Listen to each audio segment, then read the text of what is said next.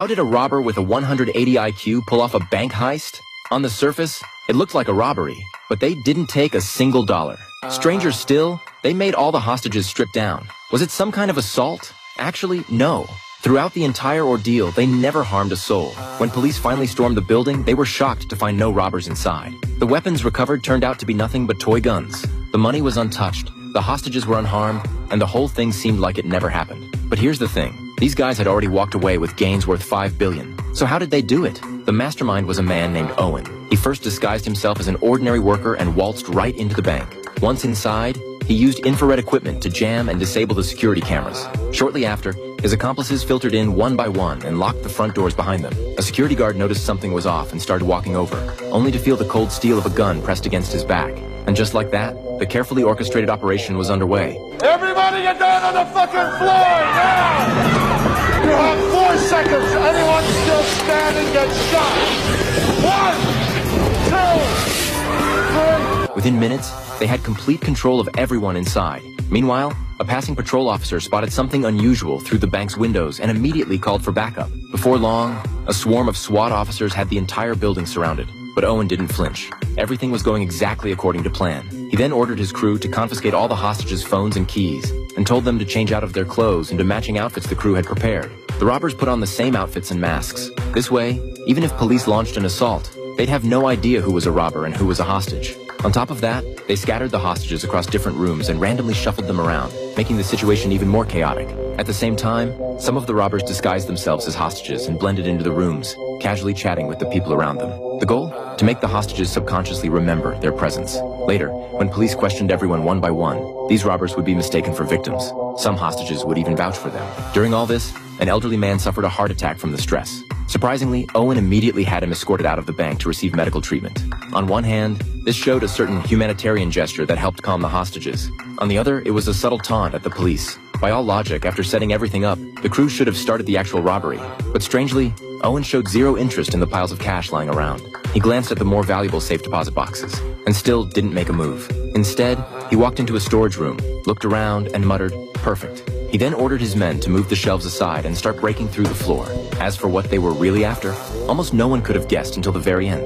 Meanwhile, on the outside, police had brought in their most experienced negotiator, John, to take command of the scene. John tried reaching Owen by phone, but got no response. The surveillance cameras had already been knocked out, leaving him completely blind. Just when he was at a loss, Owen suddenly released a hostage, with a large box strapped around her neck. Fearing explosives, police handled it with extreme caution. But when they opened it, all they found was a letter from Owen.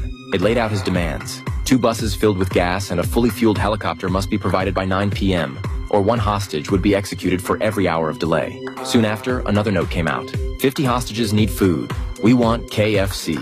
John saw an opportunity and had a listening device hidden inside a pizza box before sending it in. It worked. Soon they picked up the robbers' conversation, but it was in a foreign language no one could understand. They reached out for help and eventually identified it as Albanian. After further analysis, though, they realized it wasn't the robbers talking at all. It was a recorded speech by a former Albanian president.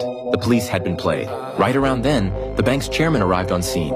For a man of his wealth, a robbery at one of his branches should have been a minor inconvenience, hardly worth his attention. Yet he looked extremely nervous. That told everyone one thing: this bank was hiding something big.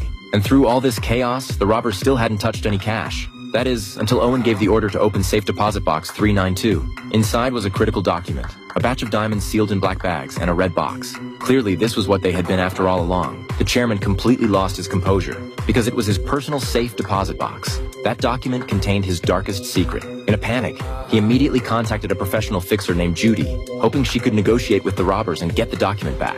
Judy was no ordinary PR person. After taking the job, she quickly pulled strings with the mayor, who then pressured Police Commander John to cooperate with her investigation and negotiation. John had no choice but to try contacting Owen again, and this time, Owen actually picked up. Judy introduced herself, making it clear she represented neither the bank nor the police, but she could give him what he wanted, and they could discuss the details face to face. Without hesitation, Owen agreed to meet. When they sat down, Judy got straight to the point. She was there for the document. If Owen handed it over, she'd guarantee his safe escape and throw in $10 million after the fact. In Judy's mind, this was a generous offer. Owen had no reason to refuse. It was clearly the best deal he could get. But to her surprise, Owen brushed it off with near contempt. Then he told her a story. During World War II, he said, there was a profiteer who built a fortune by exploiting desperate people. He even betrayed a friend to steal a priceless diamond ring. Eventually, this man used his ill-gotten wealth to start a bank.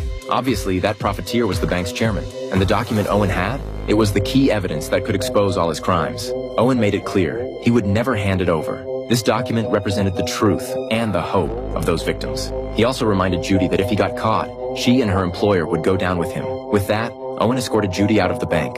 The moment she stepped outside, John rushed over demanding to know what they'd discussed, but Judy refused to say a word. Furious, John contacted Owen again, claiming the buses and helicopter were ready but insisting on verifying the hostages' safety first. So he demanded to enter the bank himself. Owen knew John was bluffing, but agreed anyway. John went inside, saw all the hostages, and confirmed they were safe for now. Then he decided to take a risk. As he was leaving, he suddenly lunged at Owen, trying to rip off his mask, but another robber stopped him just in time. John fully expected to die right there, but Owen simply let him go. This made John misjudge the situation.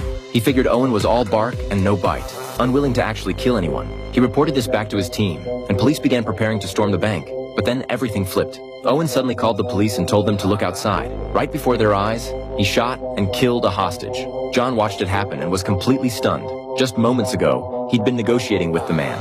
Now this. His assessment had been dead wrong. Soon, the police chief arrived on scene and immediately stripped John of command, handing control to the SWAT captain. After assessing the situation, the captain decided to launch an assault. But with robbers and hostages dressed alike, identification was nearly impossible. The plan was to fire rubber bullets to drop everyone, then sort out who was who afterward. Just as they were about to move in, John stumbled onto a critical clue. The box the robbers had sent out earlier contained a listening device. That meant every word the police had said, including their assault plan, had been overheard. John tried to stop the captain, but the captain pressed on, blowing the bank doors open. By then, Owen had already set the stage. He threw smoke grenades to create chaos, then ordered all hostages to put on masks and evacuate. His crew dropped their weapons and slipped out with the hostages. As everyone flooded out, police detained the entire crowd. John and the SWAT team rushed inside and found nothing. No robbers, no trace of anyone. Even more baffling, the cash was untouched, and the weapons were just toys. In the bathroom, they found a bloody hood rigged with a fake blood device. That's when the truth hit them. The execution had been staged all along. Back at the station, police began questioning each hostage one by one, taking photos and comparing identities to weed out any robbers hiding among them. But because the robbers had been mingling with hostages the whole time, identification was nearly impossible. Even when they zeroed in on a few suspects, other hostages stepped forward to vouch for them. Every lead fell apart. The investigation hit a dead end. To make matters worse, there was no money stolen and no one was hurt. On paper, this so-called bank robbery might as well have never happened. Eventually, the chief decided it wasn't worth pursuing further and told John to close the case. But John couldn't accept that. Something about this whole thing didn't add up. The robbers wouldn't have gone through all that trouble just to cause chaos. They had to have a deeper motive. So he kept digging and soon discovered something strange in the safe deposit box records. Over several decades, there was no trace of box 392 ever existing. He immediately headed to the bank to verify. Right then, inside the bank's storage room, a figure slowly crawled out from behind the shelving. It was Owen, the mastermind. He hadn't escaped with the hostages at all. He'd been hiding in that room the entire time, lying low for 7 full days. His real goal was to use that time to quietly smuggle out the diamonds and the document. The reason they'd stalled so long inside the bank was to completely remodel the storage room, move the shelves forward slightly, then put up panels to create a hidden compartment. And the hole they'd dug in the floor, not an escape tunnel, just a decoy. The whole plan looked chaotic on the surface, but every detail had been meticulously calculated. As Owen left the bank, he ran right into John, who was rushing in. He didn't dodge. In fact, he deliberately bumped into John, then calmly walked to his car and reunited with his crew. Later, John opened safe deposit box 392. Inside was a diamond ring and a note that read, "Follow the ring." Clearly, this was a trail left by Owen. He had already figured out that John was honest and capable, so he intentionally left the ring behind, hoping John would follow the clues and expose the chairman's crimes. John didn't disappoint. He cracked the case, the chairman was arrested and sent to prison, and John earned a promotion. Back home, he absent-mindedly reached into his pocket and found a small diamond. That's when it clicked. The man who had bumped into him that day was Owen. And this diamond? Probably Owen's reward for solving the case.